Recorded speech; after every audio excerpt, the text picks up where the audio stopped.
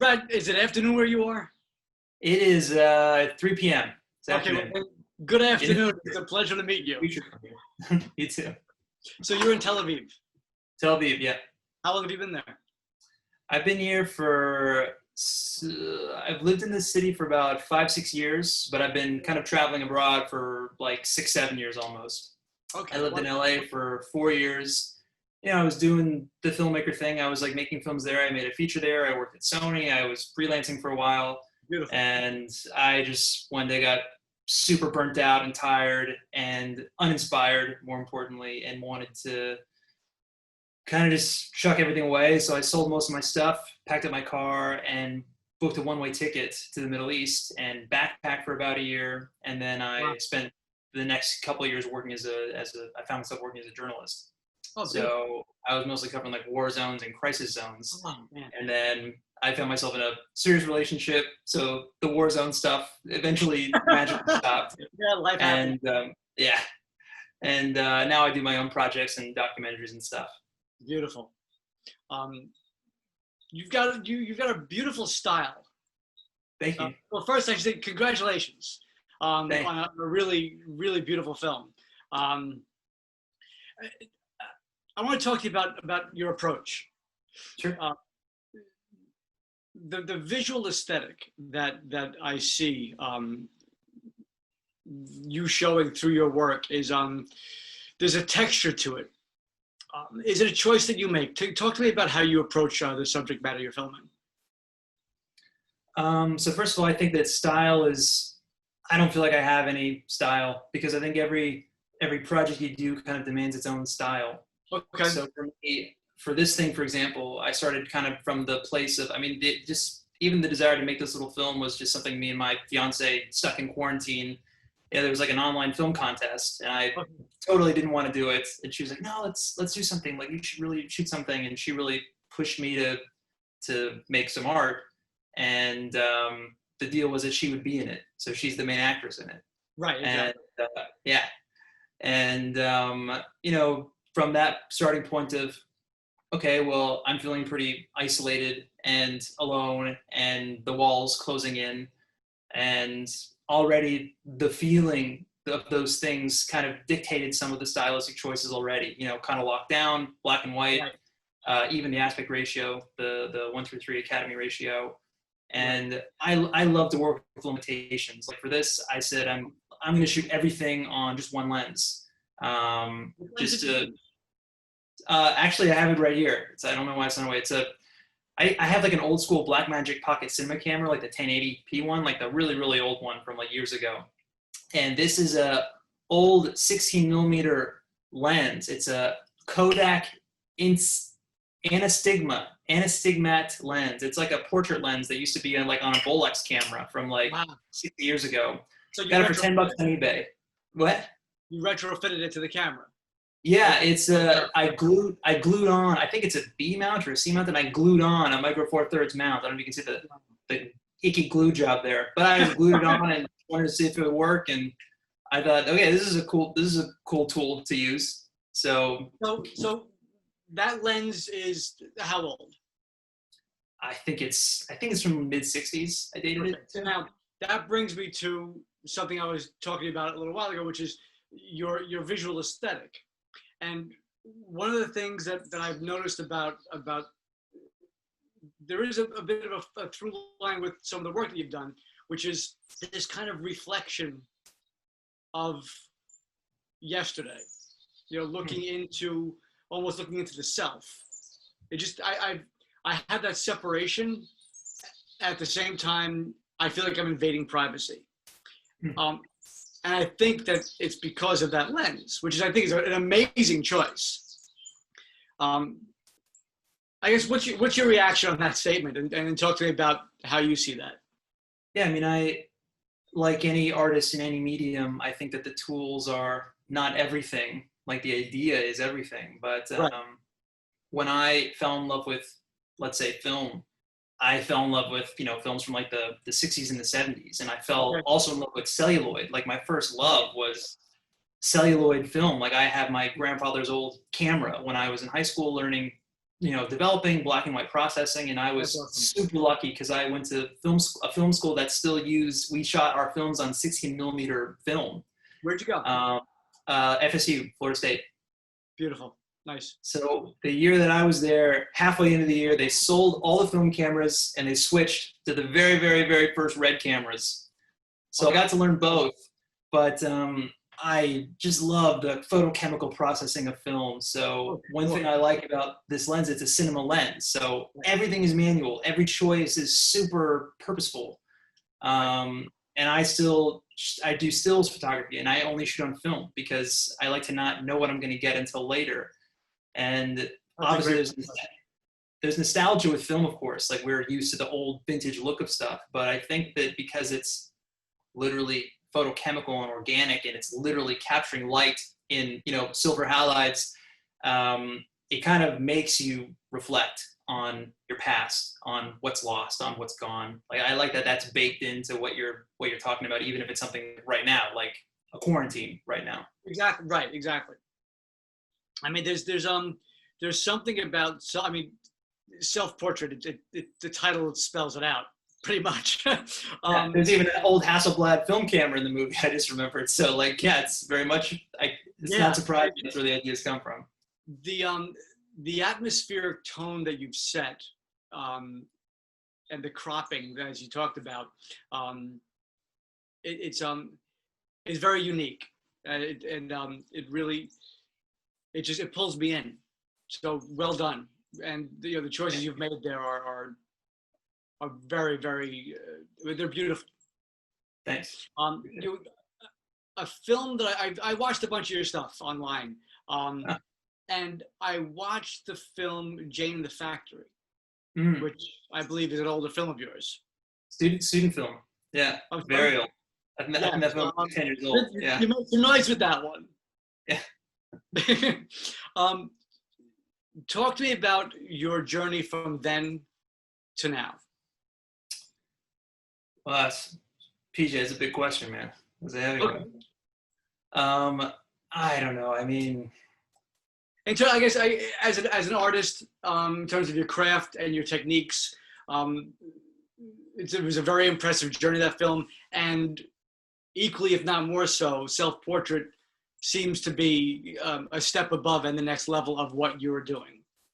Well, I mean, I don't look back at my own work that much, or I really try not to, but I definitely see recurring themes and feelings and moments or characters or archetypes in my own work. I mean, what is art if not a exploration of the subconscious? Right. I mean, I think on a technical level, like in terms of style or experience, I think that as a young independent filmmaker, like what I've learned is that just the more experience you can get, the better. I mean, making this little, self-portrait was honestly just, I need to do something in my doldrums and in my depression. I mean, I'm very blessed to have experienced a very okay lockdown. Like I'm very privileged to be where I am, but exactly. But it's a hard time in life for the whole world, for everyone. So, but I think that I really want to do, because I really, to flex the muscle and to make stuff is like the most important thing, I think. And you'll always be surprised what comes out. I mean, the character in my student film from 10 years ago is not that so different from the character in Self-Portrait. A more mature version, maybe, but an evolution, I guess. But I think that really photography and film for me, like I get inspired from, not from other movies, but from life, from keeping your eyes open. I mean, I think this has been said before, but photography is learning how to see. It's got very little to do with a good picture has little to do with the technical stuff most of the time. It's being able to see the world. Like, that's why we look through a camera. That's why two people taking a picture of the same thing will be radically different. That's the point. Yes. I mean, well, it's a matter of perspective and how you want to tell your story. Having said that, talk to me a little bit about how you choose your shots. With great difficulty. It's very It is like, I've actually tried to step way back and think way less about what shot looks good, but to think about what shot helps the actor the most, whether it's the moment they're trying to tell. I mean, I'm the type of filmmaker who would say, if the actor feels the presence of the camera too much, then, you know, screw the lens choice. Like, just step way back and zoom way in. Okay, yeah. Because making the actor comfortable is like way more important than sticking to very rigorous, you know, rules about the lenses. I mean, in that sense, I'm a very not pure filmmaker. I think mixing every trick in the book is fine if the moment works. I made a short film once that was almost entirely B-roll. We got an old film camera with some old 16mm film, and we shot in LA for like months, and just shot random stuff. And I made a narrative with like a voiceover out of the random bits and pieces of the footage, with like a little bit of a script here and there. But that was kind of an experiment to see, can you make a narrative and a feeling and a story without, you know, scripting something, without right.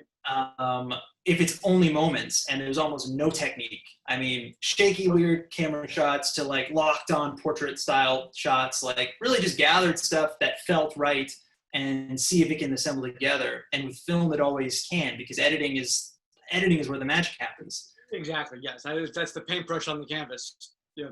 Yes. I mean, I think if anything, one thing that I always, if a filmmaker ever comes to me for advice for any reason, I always advise, I think the more important tool to learn than the shot is actually editing. Like, I didn't really feel like I became a filmmaker who understood what I was doing until I really mastered editing.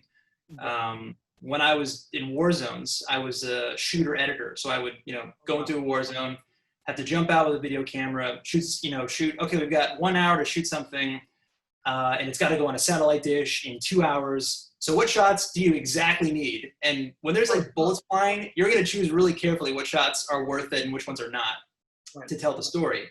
So you run out. Yeah. So you run out and shoot. You go, and you're going to learn, bingo. And you learn really fast, like what shots you need and what shots you don't need in the edit.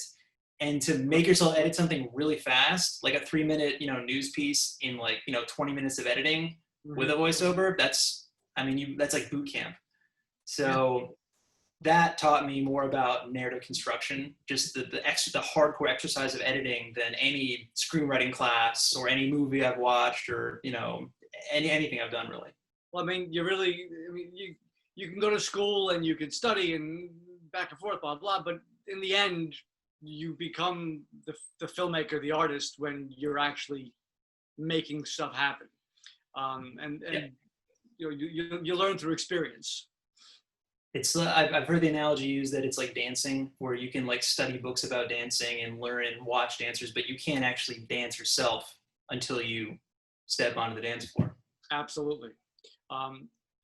You know, talking about you mentioned there's some B-roll stuff and putting the film together with some narration, some dialogue there.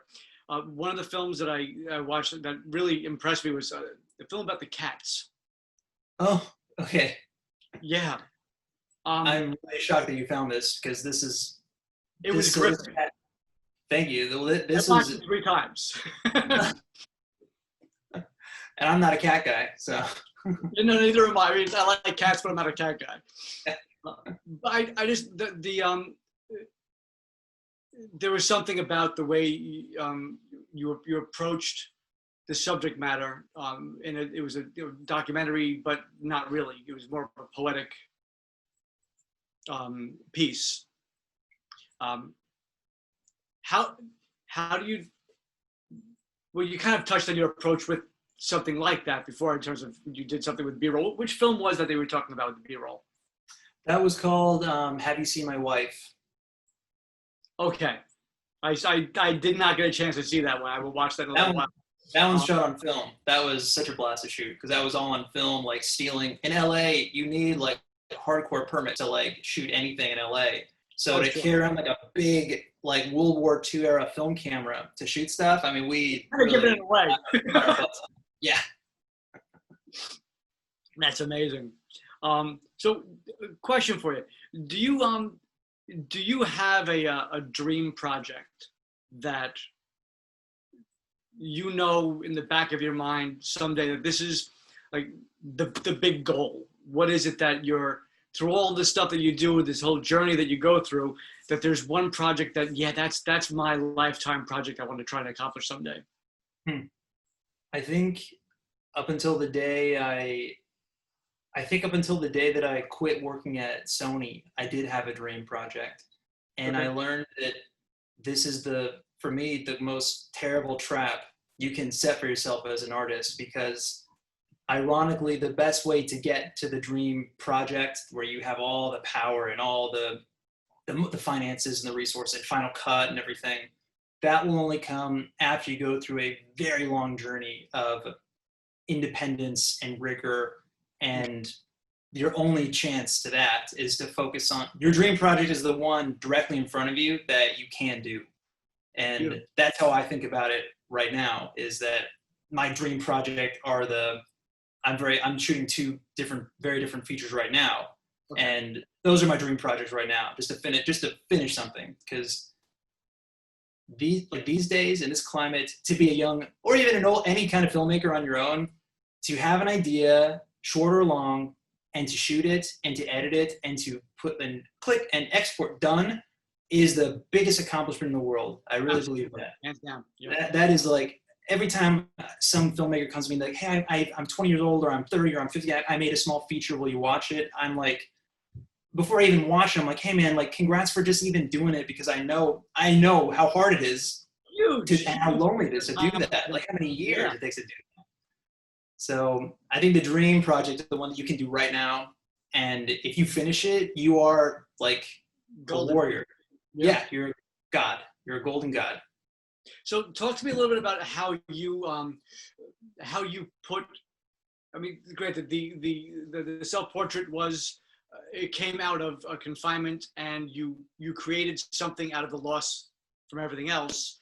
But talk to me about how you approach a project, how you put a project together outside of this environment, in a normal environment, so to speak. Again, I think that every different project demands a totally different approach. Okay. Like some projects will say, sometimes they come from a script. Sometimes, okay, this idea, these feelings will manifest. I feel the urge to write it down, and it'll become a script, more traditional screenplay. Other times it's like, I feel the urge to just go out with, a camcorder and shoot something, and that could become a documentary. And sometimes those things even cross paths. I wrote one script where I said, I want to do this with the producer and by raising finances the way that, the more traditional independent route to financing. Right. But I know this will take years to get this done. It took me years to get my first film done, my first feature. So then I wrote another script where I said, I'm going to purposely write this feature script in a way that I can shoot it on weekends in pieces. And it's even better if it takes, 2 years to shoot it. And I'll even build in like a time jump. And I could just shoot it as a personal project on the weekends with just a couple of friends. And the idea dictated that. So for me, everything starts from the idea. And even what camera do you use? What lenses, the coloring, like that all comes from the idea first and foremost, I think. And how to explain that's just instinct. And right. I think that you only get the instinct, like you said, if you exercise and nourish the instinct and do it a lot. Then you can learn to trust your instincts and not be afraid, oh, is this stupid? Oh, is this like a waste of my money or my time? That's the biggest lesson I took from my 20s, is just to basically just shut up and do it and kind of wonder about it later. That's beautiful. That's a great approach. It's real. I mean, it's a very organic, make it happen. Well, it's very easy to talk yourself out of making a movie. Sure. So, yeah. Which we do on a daily basis, I'm sure. Every day there's a movie. I'm like, oh, this is a great idea. Like, well, kind of like pretty sleep right now. So, yeah. So what is next for you? I'm working on two projects right now. One is more of like a experimental feature that, again, I'm shooting kind of on weekends on my free time. Okay. The lockdown kind of stopped me right in the middle, so I've got like 60% of a feature done and partially edited, and then 40% left to shoot on future weekends. I hope in the near future. Yeah. And then another project is a documentary that I've been researching here in the Middle East for maybe like a year and a half. And I thought it would be a short, and then the idea runs wild. Now I can see, oh, maybe it's a feature, and I've only even really recently just started shooting that, so I still don't know what path that will take. But yeah, so those two things, balancing working, a day job and making rent during the quarantine is like, I think my head's pretty full. Yeah. Yeah. That's fantastic. So you really just touching on something you mentioned a little while ago, you really use a different variety of formats, whether it be digital, film, or video. You just jump around with whatever you feel is appropriate for the subject matter. And sometimes multiple for one subject matter. Right. I think one of my favorite things is the mixing of mediums, like paint, like, the way a painter can mix mediums and put a acrylic with oil with paper mache, and that's a couple pieces. Do you paint? I'm not a painter. I wish. My dream as a kid was to be a cartoonist, and I can draw like 2 SpongeBob characters, and that's it. And one turtle. I wish I could do cartoons. I wish I could paint. I'm super envious of people who can do that, but I think I like to try every art form, even just to exercise that part of my brain. But I'm terrible at almost all of them. Because mixing, you talk about mixing acrylic and oil, and it's a really neat medium you end up coming up with. It's kind of like a marshmallow fluff type. Yeah, my fiance, she's a painter. Like, she paints, and I just sit in the corner watching her paint on humongous canvases, and I just sit there just so jealous and seething with rage. It's a very healthy relationship. So, talk to me a little bit about color. How do you think of color palette, or character colors, or are you specific with colors with your work? Color is critical, but as a young independent artist like we all are, you have very little control over the color most of the time, unless because if you're not building sets or like constructing your own costumes or have the budget to paint walls and stuff and locations of the ability, like, your hands can be really tied.